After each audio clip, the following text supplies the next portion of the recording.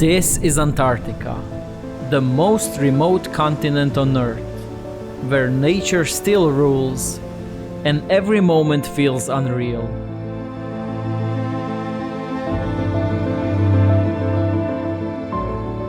Antarctica has always been high on my bucket list, a place that feels almost mythical. And honestly, I never imagined I would actually have the chance to set foot there.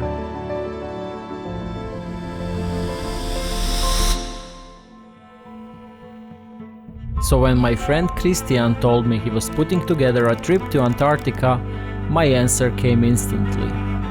Yes. Probably the easiest yes I've ever given. But this journey would begin differently. Instead of crossing the infamous Drake Passage, we flew. From Punta Arenas, a 2-hour flight took us across the Southern Ocean to King George Island, a remote outpost of Antarctica, where the runway is nothing more than gravel carved in ice. Stepping out of the plane, the cold Antarctic air hit instantly. We had arrived somewhere completely different. A short bus ride took us down to the shoreline, where our first Zodiac ride across icy waters brought us to the ship that would be our home for the next 7 days, Quark Expedition's Ocean Explorer. You may be curious how the rooms look here on boat, so let me give you a short tour. The rooms are spacious with incredible views from the balcony. But honestly, I won't be spending much time here. Every moment I can, I'll be out on deck. But before we get there, it helps to understand what makes this place so unique. Antarctica is the 4th largest continent on Earth, larger than Europe and nearly twice the size of Australia. It is also the coldest, driest and windiest place on the planet, holding nearly 90% of the world's ice. And despite being covered in snow and ice, it's technically the largest desert on Earth. And somewhere ahead, this place we had only imagined was now right in front of us.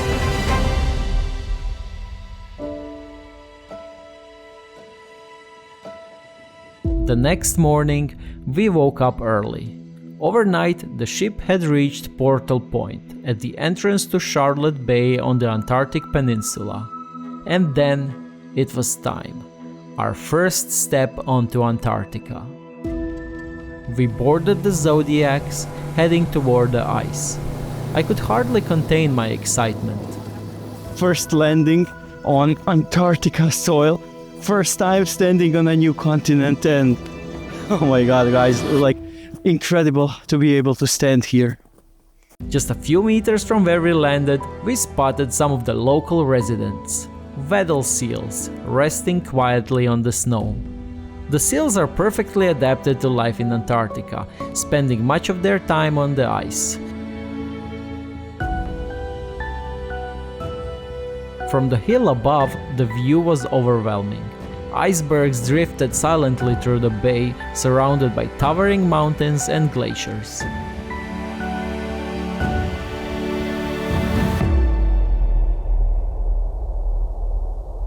Back in the Zodiacs, we came across another species, a crab-eater seal.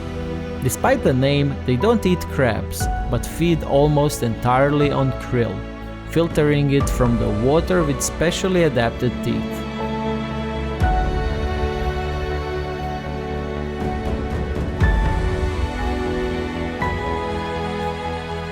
After returning to the ship, we continued sailing along the peninsula. I stayed on deck, watching the landscape pass by, trying to take in as much as I could. And then, something appeared beside the ship. A pod of orcas. They moved effortlessly through the water, surfacing just meters away. Orcas are ocean's top predators, highly intelligent, highly social, and perfectly adapted to these icy waters. And just when it felt like it couldn't get any better, humpback whales appeared in the distance, surfacing briefly before disappearing again beneath the water. Moments like this are why you stay on deck, because in Antarctica, you never know what might happen next.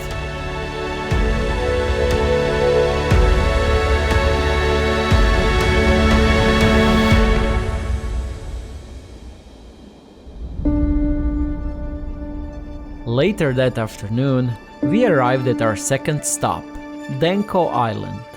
Set within the Irira Channel, this small island is home to a large colony of Gentoo penguins.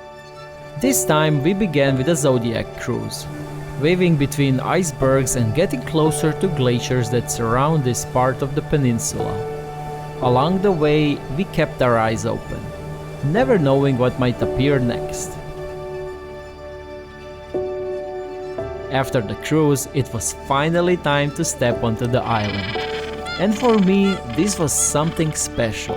I had never seen penguins in the wild before.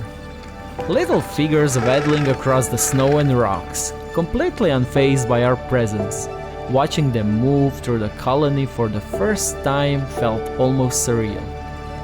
Gentoo penguins are easy to recognize, with a bold white stripe across their heads and bright orange beaks. They are also amongst the fastest swimmers of all penguins, moving through the water with incredible speed. On land, they gather in large colonies, building nests from stones and raising their chicks along the rocky coastline. With thousands of birds calling and moving in every direction, the colony feels like a world of its own. The chicks begin their lives covered in soft gray down, completely dependent on their parents. Before they can enter the ocean, they must develop waterproof feathers, their only protection against the freezing Antarctic waters. Standing there among thousands of penguins, I realized I could spend hours just watching them. And then a thought crossed my mind. This was only the first day, and we had already seen glaciers, seals, whales, and the entire penguin colonies. If this was just the beginning, what would tomorrow bring?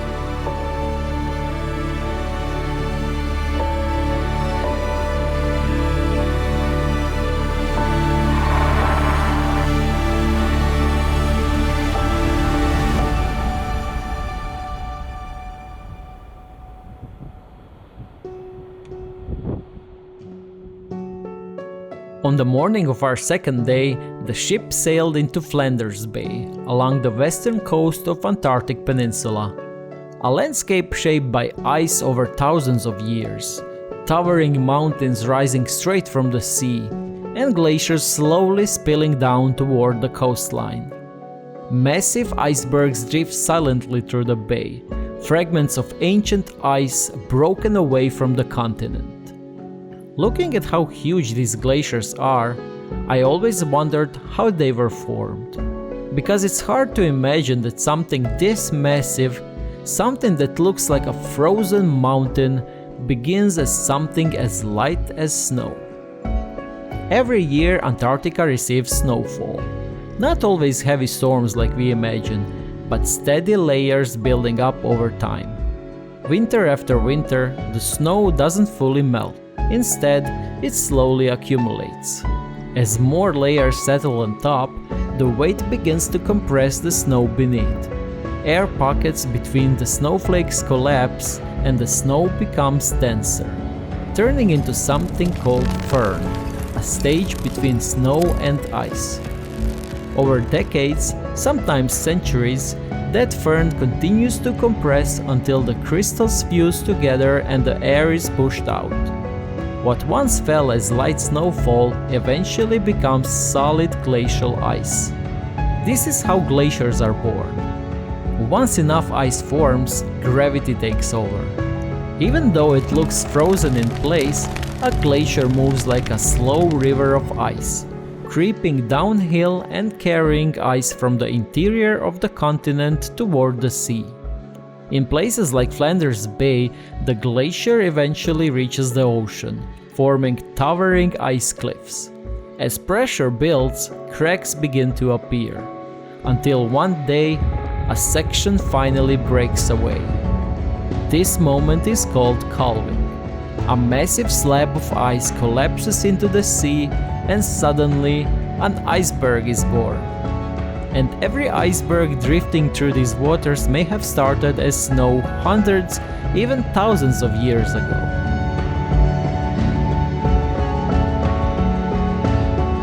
After exploring the glaciers of Flanders Bay, we continued sailing along the Antarctic Peninsula.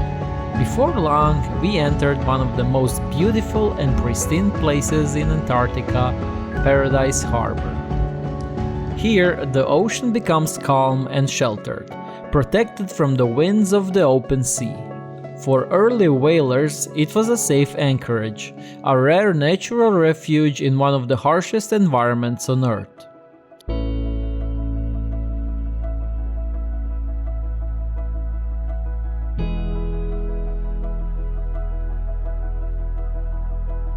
Today, Bay is also home to 2 Antarctic research stations.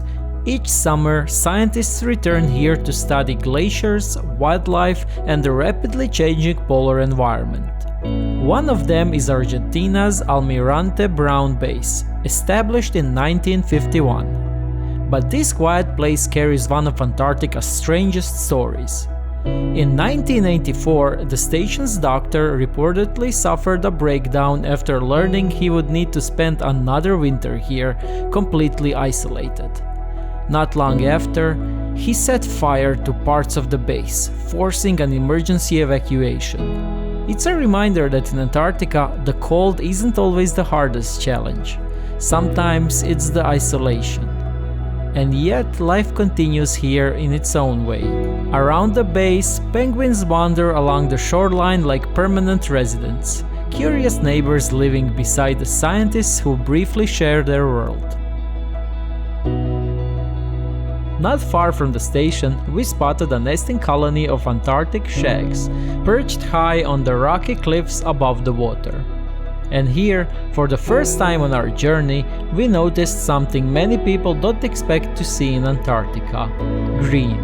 Small patches of moss clinging to the rocks prove that even in a frozen continent, life finds a way to hold on.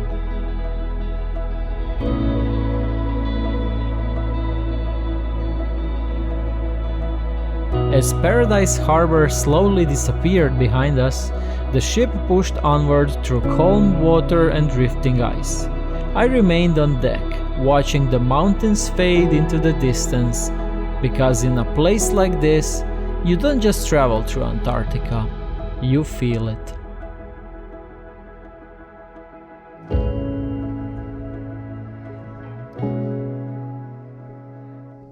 The next morning brought a completely new landscape. We had arrived at Useful Island in the Gerlache Strait. But here we quickly learned one of the most important rules of Antarctica. Everything depends on the weather. No matter how well the route is planned, nothing is guaranteed. And this time, the conditions were too slippery for a safe landing. So instead, we explored it in the Antarctic way, by Zodiac. And honestly, it didn't feel like a compromise at all. Cruising slowly along the shoreline, we found more Gentoo penguin colonies scattered across the rocks. Noisy, chaotic, and full of life. And it's easy to think of penguins as land animals, because that's where we usually see them. But in reality, they belong to the ocean. They spend most of their lives at sea, returning to land only to breed, raise their chicks, and to molt. Out here, the land is temporary, the ocean is home.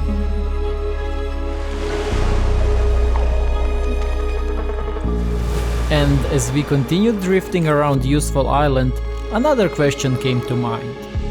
Have you ever wondered why Antarctic icebergs are so intensely blue?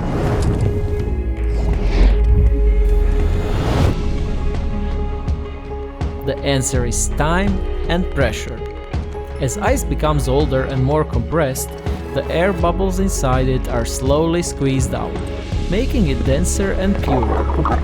And that dense ice absorbs most colors of light, except blue. That's why the oldest ice often glows with deep, surreal color, like something from another world. And here in Antarctica, you don't just see icebergs. you see the history of the continent drifting silently past you.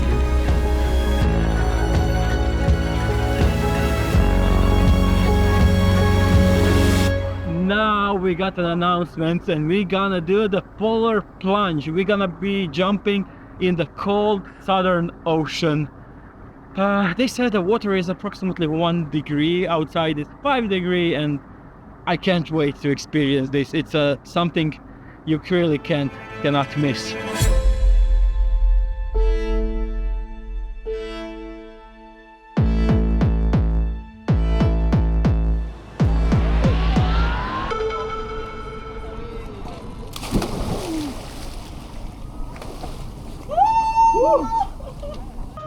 Oh, this is nice. Yeah. Oh, it's nice. Whew. Oh, it's perfect actually. Can we do it again? After experiencing the icy waters of Antarctica firsthand, we continue toward our next destination, Cuverville Island. Set within the Irira Channel, this small island is home to the largest Gentoo penguin colony in the region, with over 4,000 breeding pairs returning here each season. But before we even had a chance to land, something unexpected appeared beside the ship. 2 pairs of humpback whales. They moved slowly through the icy water, surfacing again and again, as if completely unfazed by our presence. Humpback whales travel thousands of kilometers to reach Antarctica. They come here for one reason: to feed. During the summer, these waters are filled with krill, and the whales take full advantage of this short but rich season.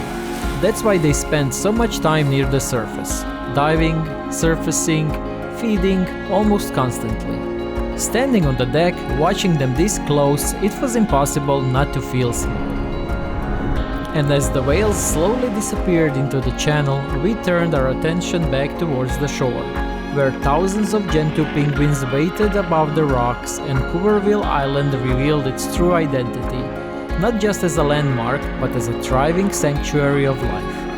Penguins are often described as animals that mate for life, and it's true that many species form strong pair bonds, returning to the same partner year after year.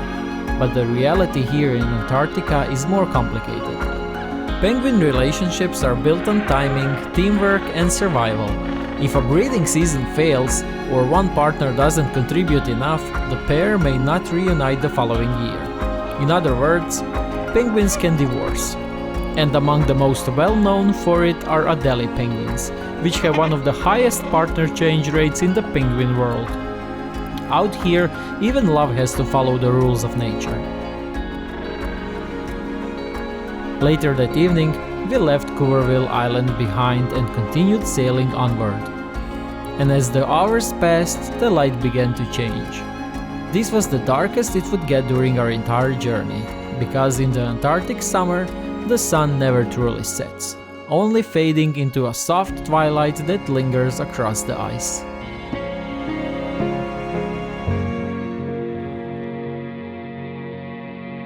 Further along the Antarctic Peninsula, we arrived at Palaver Point, on the western side of Humpback Island. The name comes from the word palaver, meaning loud, constant chatter. And as soon as we approached the shore, it made perfect sense, because the rocks above us were home to a large colony of Chinstrap penguins. Until now, most of the penguins we had seen were Gentoos, but Chinstrap penguins are easy to recognize. A thin black line runs beneath their chin like a helmet strap, giving them their name. And what they lack in size, they make up in energy. Thousands of birds packed tightly together, calling, arguing, and constantly moving across the steep, rocky slopes. Like all penguins, they return to land to breed. Each pair builds a nest from small stones, and in a colony like this, those stones are valuable. It's not uncommon to see them stealing from each other, sparking loud disputes across the rocks. For a while, we stood quietly among them, watching the rhythm of the colony unfold.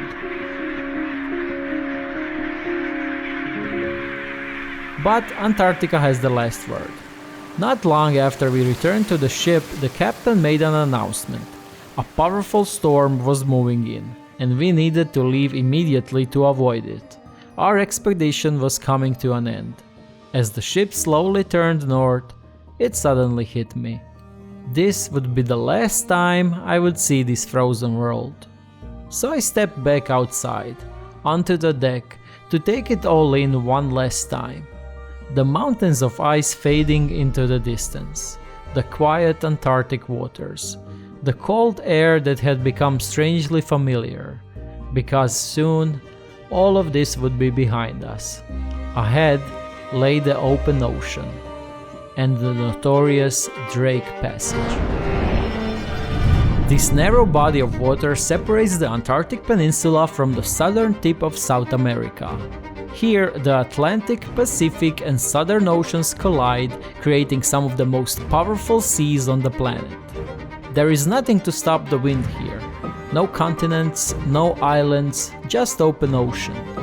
That's why sailors describe this crossing in a very simple way. You either get the Drake Lake or the Drake Shake. Drake Lake is calm, rare, almost peaceful. But the Drake Shake is something else entirely. For the next 2.5 days, our ship battled waves reaching 6 to 8 meters. The horizon tilted, the ship groaned, and even walking became a challenge. It was wild, unpredictable, and completely unforgettable. But this crossing has always been part of Antarctic experience, because reaching the most remote continent on Earth was never meant to be easy. And as we pushed north, leaving the ice behind us, the Drake Passage reminded us one final time just how powerful this place truly is. It's strange how a place so cold and remote can leave such a lasting impression. Out there, surrounded by glaciers, wildlife and endless ice, life feels simpler. The rhythm of nature is clear. Every animal, every landscape, every moment seems to remind you how small we really are in the grand scale of this planet. Antarctica is often described as the last great wilderness on Earth, a continent where nature still rules, untouched and unforgiving, yet incredibly beautiful at the same time. Standing among penguin colonies, watching whales glide through icy waters, or hearing the thunder of glaciers breaking into the sea, these are moments that stay with you long after you leave. And maybe that's what makes Antarctica so special. It's not just a destination on a bucket list, it's a place that quietly changes the way you see the world.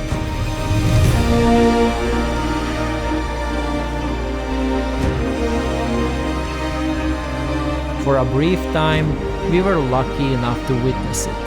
The silence, the wildlife, the power of the Southern Ocean, and the fragile beauty of a frozen continent. And now I understand why it felt so impossible to reach. Because places like this aren't just meant to be visited, they're meant to be experienced.